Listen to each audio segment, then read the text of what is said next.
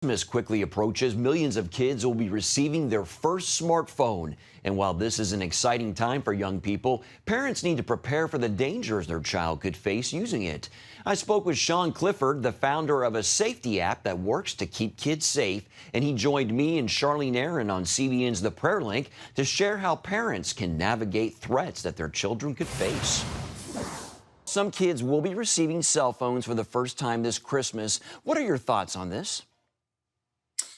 Never before have devices been so central to the life of your average American child, whether it's the education or their socializing. So on the one hand, we know that these devices are incredibly important for kids. On the other hand, they come with a host of challenges that we now understand better than before. They can be dangerous, they can be harmful, and oftentimes it's resulting in anxiety and depression for our kids. Wow. So the great question for us is, how do we figure out how to live with them, because they're not going away, but making sure that we're getting the good without the bad. And Sean, what are these kids likely to encounter online in this new age of social media and the internet? That's great. Well, I'll take those two in turn. On social media, look, you're finding unrealistic expectations. So imagine spending much of your day seeing highly filtered, highly selected images that effectively show you that which you don't have and that which is unrealistic. And that's setting norms and expectations which aren't good for our kids. The second aspect of social media is, for the first time, your popularity or your standing among your peers actually has a scoreboard. And you can measure it in little likes and clicks and things like that. And that just creates a sense of anxiety because where you stand is constantly shifting, which also can be problematic. So we've seen in the numbers, rates of reported depression have doubled for both boys and girls. This predates COVID. And so this has been a long-term trend that's really associated with the adoption of social media. So there are things we need to be mindful of on that front. On the internet side, kids have never been exposed to this quantity of what we call new pornography. It's more accessible, it's nearly infinite, and it's therefore that much more likely to be addictive. And it used to be you had to look hard to find it. Now you have to work hard to avoid it. All right, Sean, well, tell us about Canopy and how parents can use it to protect their kids. Well, thank you so much. Canopy is the only tool of its time that's able to identify pornography on the internet wherever it exists and prevent it from actually appearing on your child's device. We've got artificial intelligence that scans internet traffic in real time, in milliseconds. We can identify nudity and pornography and make sure that it's not populating on a screen, whether it's a brand new pornographic site or a site that has mixed content, good and bad. We can pull out the bad and still make sure that you're getting the good. Wow. Sean, a recent study found that 1 out of 7 young people in America have sent what's called a sext, a text message, basically, that includes fully nude or semi-nude photos.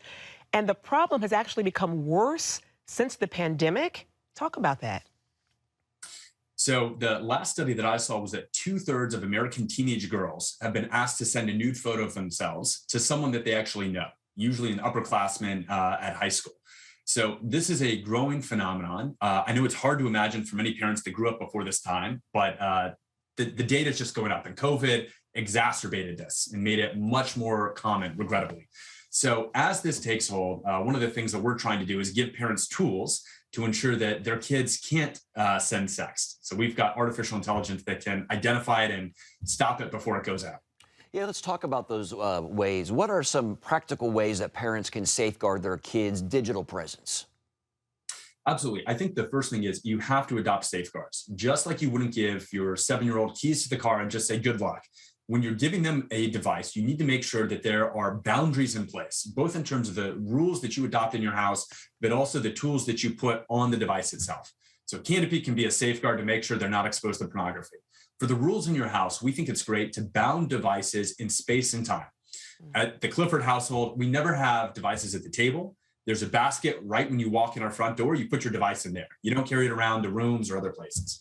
And then in time, you shouldn't have your device be the last thing you see when you go to bed or the first thing you see when you wake up. Simple rules like this that communicate to your child that there are a time and place for these devices can be helpful because, again, they're amazing and we all love them and we know the power of things that we can get from them, but we also need to make sure that we're using them in the right ways. Awesome. This is practical advice for parents, too, as I was thinking about that. It is. So really quickly, Sean, how can people find out more about Canopy? Thank you so much for asking. You can visit our website, canopy.us, and there we walk through all the amazing technology that we brought to bear here, but also some tips that we have for parents. This is hard. We're the first generation raising digital natives, and the playbook's a little bit unclear. So we both want to provide them with tools, but then also some tips along the way. So again, it's canopy.us. You can catch more of the Prayer Link tonight at 6:30 Eastern on the CBN News Channel or on demand on the CBN News app.